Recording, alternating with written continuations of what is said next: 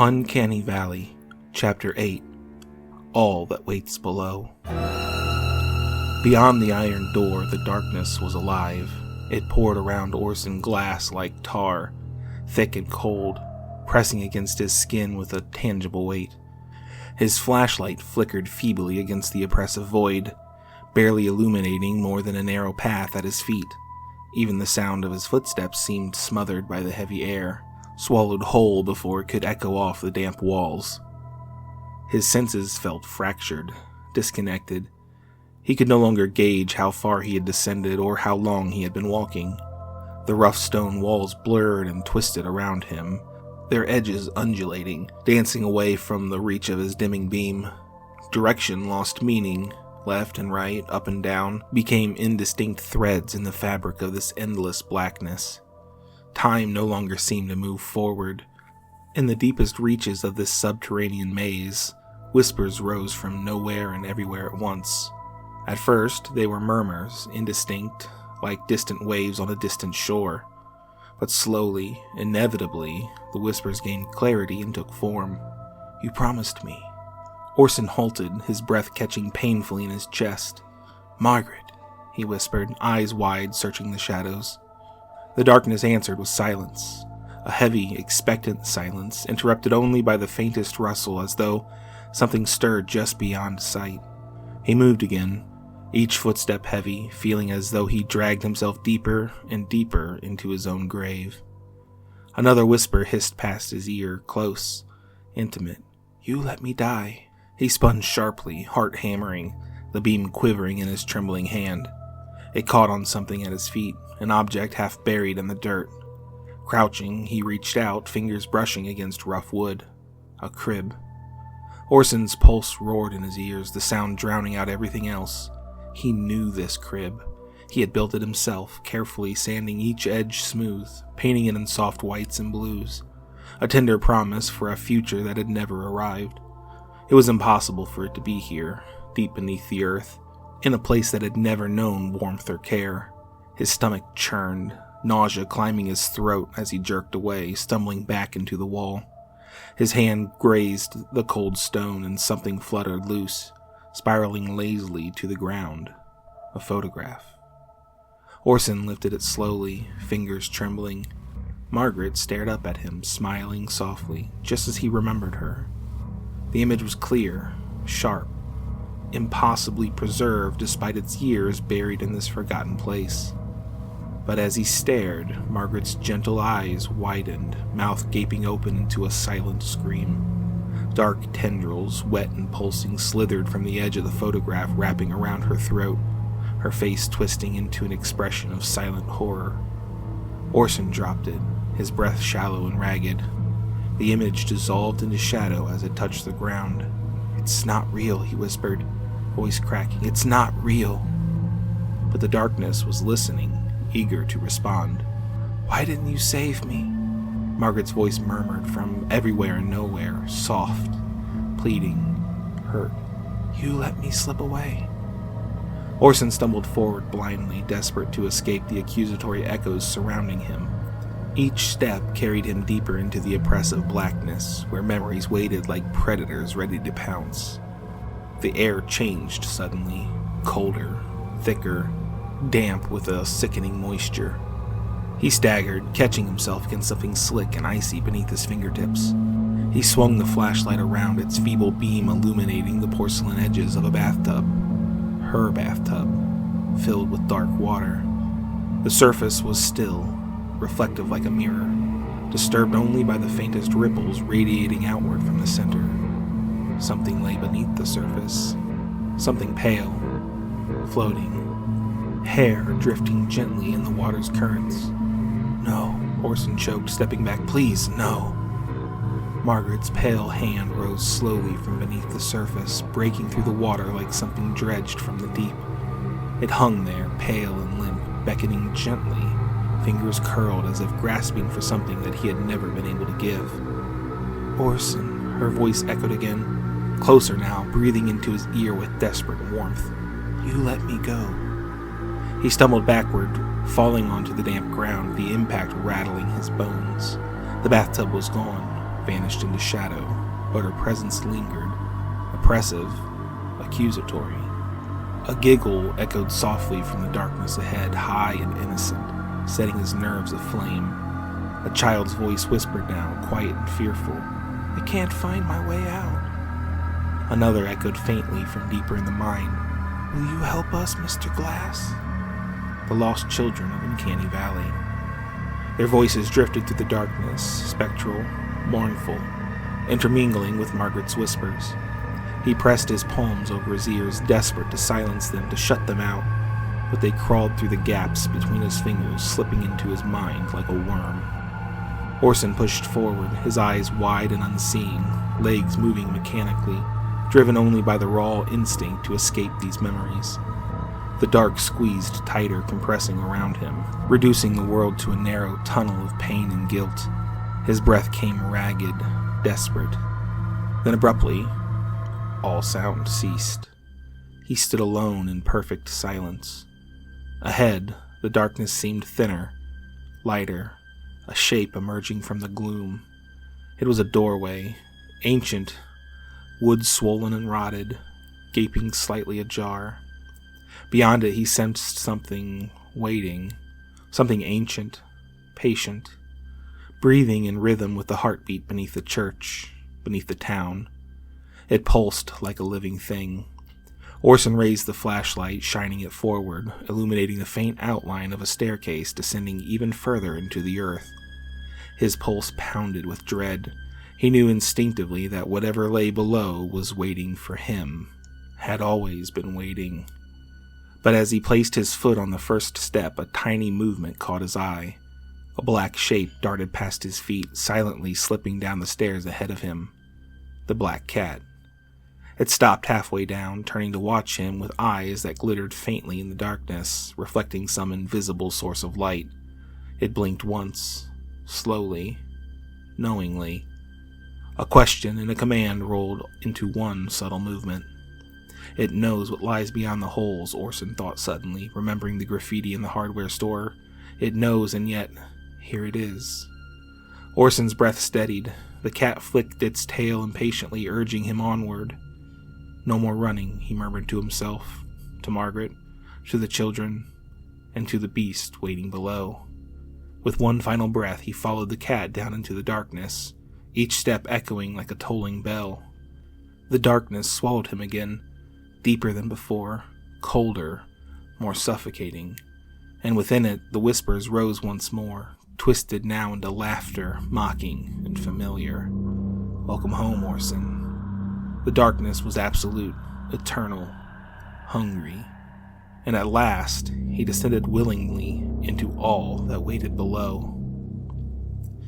The staircase ended abruptly, opening into a vast cavern. The flashlight's feeble beam became irrelevant here. The shadows produced their own dim, crimson glow, an eerie phosphorescence emanating from the living walls themselves.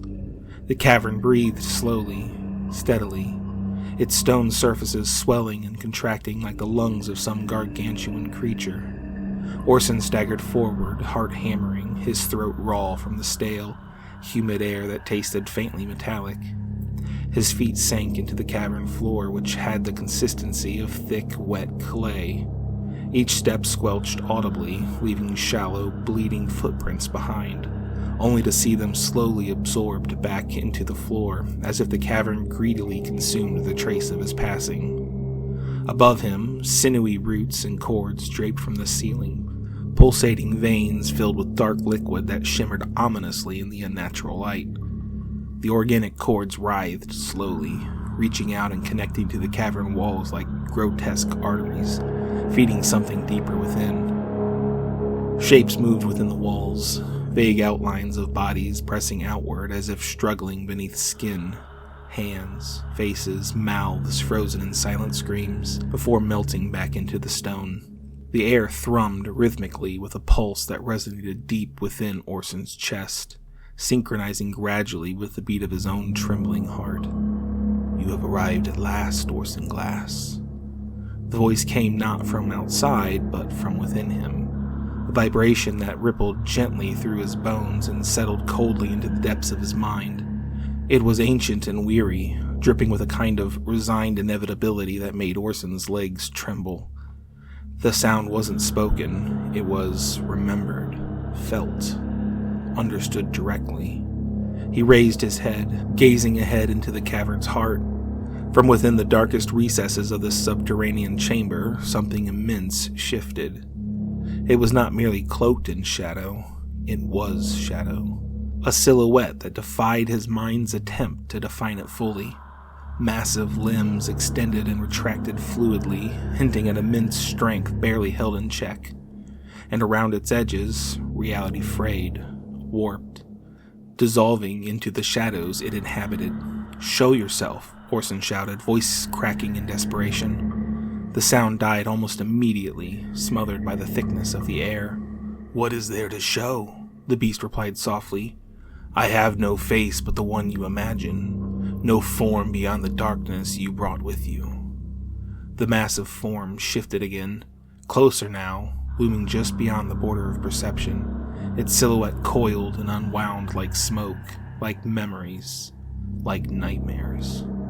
"I have been here since before this town had a name, since before men walked above, carving their pretty roads and raising their hollow churches.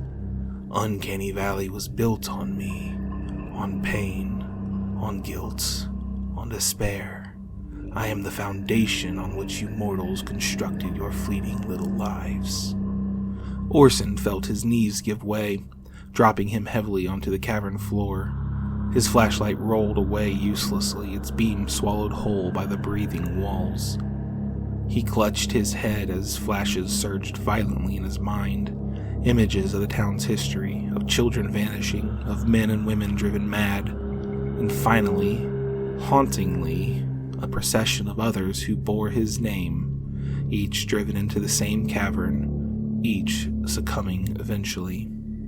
"You are not the first, Orson Glass," it echoed mockingly, familiar words etched into the bathroom stalls and attic beams.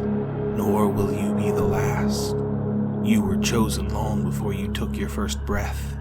Every step you've taken, every moment you've suffered, has been by design. Your uncle's death, the house, the church, Margaret. Every piece on the board carefully arranged." Orson's vision blurred with tears, his mind fracturing under the unbearable weight of revelation. The beast continued softly, almost sympathetically. "It is the cycle. I feed upon pain, despair, upon souls broken and lost. Those I take remain here, trapped within the walls, the stone, the air, as long as needed, until their anguish becomes part of me." A sob tore from Orson's throat, raw and primal. "Why me? Why Margaret? Why?" "Because you grieve so beautifully, Orson," it murmured tenderly. "Because your pain is exquisite, deep, endless. You have tried so desperately to escape me, but it was never possible. All roads lead back to me, and you were always mine." The beast's presence pressed closer, overwhelming, all-encompassing, nearly gentle in its suffocating embrace. Its whispers shifted, becoming more intimate, coaxing. "I understand your grief, your guilt. Margaret, how deeply you loved her, how you still long for forgiveness." "Stop it," Orson pleaded weakly, his voice breaking. But the beast continued mercilessly, gently, its tone both cruel and impossibly kind. "You blame yourself for her death, for the child you lost. I have watched you in the dark, crying out for release, for peace, for Margaret's embrace again." As it spoke, something shifted deep within the cavern. Behind the beast's intangible form, a smaller shape coalesced slowly, forming into something achingly familiar. A slender figure, standing motionless at the very edge of sight. "Margaret," Orson whispered, his voice trembling. Hope and dread collided violently within his chest. The beast shifted, allowing just the briefest glimpse of her outline, illuminated by the cavern's sickly glow. The silhouette was heartbreakingly real. Margaret's familiar posture, the tilt of her head, the gentle curves of her body. She stood quietly, patiently, waiting. "Yes," it murmured tenderly, "I can give her back to you. You can be free, finally released from your suffering, your guilt. You can be together. All you must do is accept your place in the cycle. Let go, Orson. Surrender your pain, and this endless torment will cease." Orson stared helplessly at the fragile, beautiful form of his dead wife. His heart ached with unbearable longing. She was right there. He could almost hear her breathing, smell her perfume, feel the warmth of her embrace.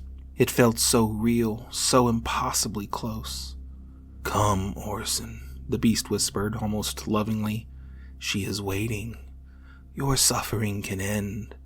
All of this can finally end." The darkness around him seemed to soften, welcoming him into its depths. Orson took a shaky breath, stepping toward Margaret, reaching out desperately. In that instant, the black cat darted in front of him, stopping him short. It stared up at him, eyes shining fiercely in the gloom, blocking his path defiantly. Its silent gaze seemed to hold a warning, a promise, some knowledge of what lay beyond the illusion, what waited in the shadows beyond. "Margaret," Orson whispered again, uncertain now, torn apart by the choice before him. The cavern breathed expectantly, waiting for his decision. And in the darkness, the beast whispered gently once more, "Choose." "Margaret," Orson whispered again, stepping toward the fragile silhouette, his heart clenched painfully, his pulse quickening as memories rushed unbidden, her laugh, her scent, the quiet warmth of her hand slipping gently into his. "Orson," her voice was exactly as how he remembered, soft and tender, though tinged now with sorrow and regret. She stepped forward slowly, emerging fully into the sickly glow. Margaret stood there, impossibly real, her dark hair framing pale features twisted gently with sadness. Her dress clung to her as if still damp, dripping water silently onto the cavern floor. He trembled, reaching out instinctively to her, fingers aching to touch her again. "I'm sorry," he choked, his voice raw with pain. "Margaret, please forgive me." Her expression shifted subtly, eyes growing colder, sharper. "Forgive you?" she whispered, her voice filled with quiet accusation. "How can I forgive you, Orson? You let me die." His knees buckled beneath him, guilt crashing through his defenses.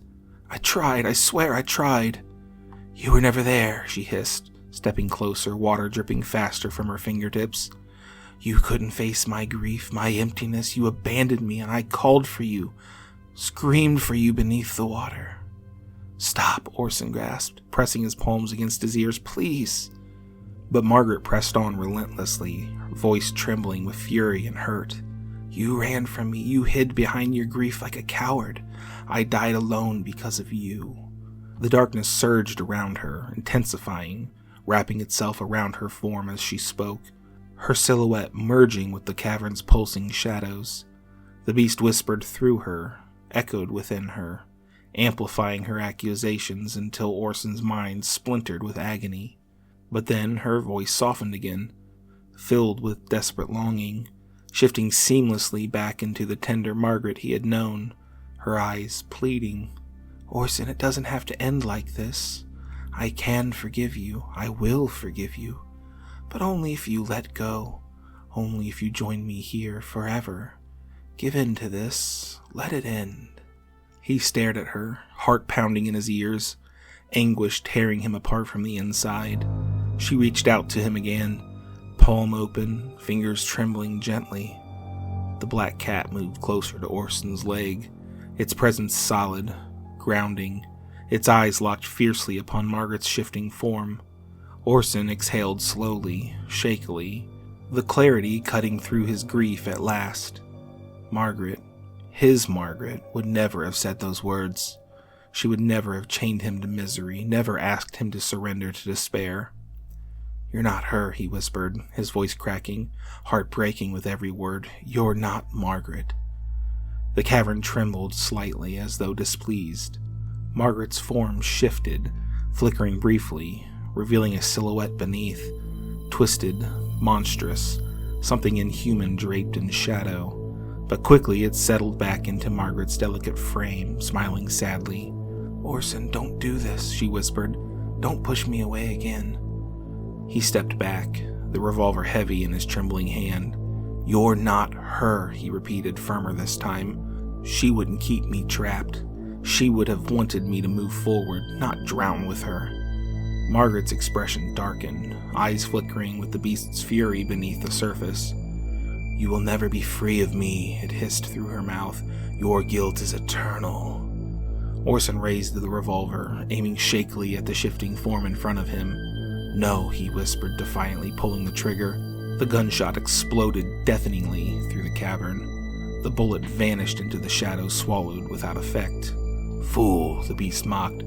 "Your pain feeds me." Orson fired again. 2, 3, 4, 5 shots. Desperation growing as each bullet passed harmlessly through the shadows swallowed whole. The cat stood by, silent, watchful, eyes reflecting the muzzle flash of each shot. Only one bullet remained. Orson lowered the gun slightly, breathing ragged, heart heavy with realization. He understood now.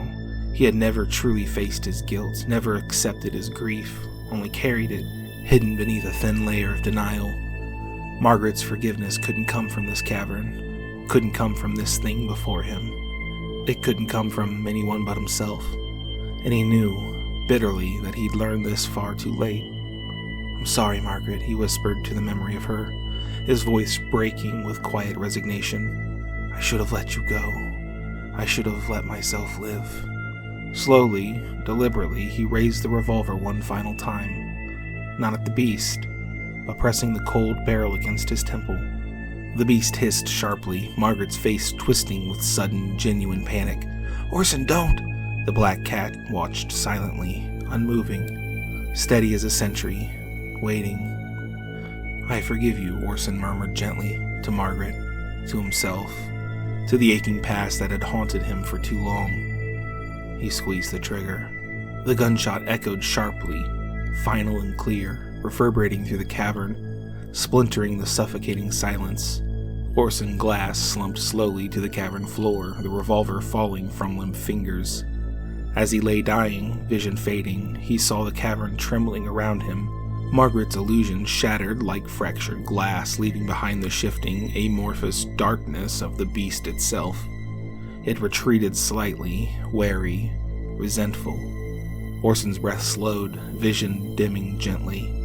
But as darkness claimed him, he heard one final exchange echoing softly in his mind. The beast speaking, not to him, but to the small guardian who had guided him through the shadows. "Very well, Umbra," the beast sighed, weary yet strangely amused. "You've won this round, but the cycle continues, as it always does. There will be others, in fact." And Orson Glass knew no more. Epilogue. The road twisted like a serpent through the mountains, coiling gently through the mist-laden hollows of West Virginia. Evelyn Glass gripped the steering wheel tighter, her knuckles pale beneath the dashboard lights. Her eyes flicked uneasily toward the rearview mirror, the darkness behind her unnaturally dense, swallowing the road as though it never existed. A letter rested on the passenger seat beside her, yellowed with age, bearing news of an inheritance, an old house in a town she'd never heard of. It had come unexpectedly from an uncle named Orson Glass, a man she'd never truly known, beyond vague memories of a distant, troubled figure from family whispers. She exhaled slowly, whispering a quiet mantra to herself to still her nerves, to settle the unease that clung persistently to her chest. "It'll be fine, it's just a house." But even as the words left her lips, a prickling sensation crawled along her spine, the distinct and inescapable feeling that she was not alone on this road, that something unseen trailed quietly behind, just beyond the reach of her taillights. Another turn and the road sloped downward, vanishing into the misty valley below. A town emerged slowly from the gloom, distant streetlights flickering like dying embers, buildings quiet and watchful, their windows dark, At the center of the town, a church bell tower loomed high, silhouetted ominously against the pale sky. Her breath caught sharply as she passed a shadowed figure on the sidewalk. A man, broad-shouldered, apron stained dark red, smiling politely beneath the glow of a street lamp. He lifted his hand in a slow, welcoming wave as she drove by. Ahead, the house waited for her, a Queen Anne monstrosity, its gabled roof and sagging porch casting unnatural silhouettes against the moonless sky. She parked, stepping out into the crisp night air. As she approached the house, she noticed a sleek black cat sitting quietly on the porch steps, watching her intently, its golden eyes luminous in the dark. She hesitated, suddenly uneasy. The cat flicked its tail, blinking slowly, knowingly. Taking a deep breath, Evelyn Glass stepped forward into the waiting darkness. And somewhere, deep within the foundations of Uncanny Valley, something smiled.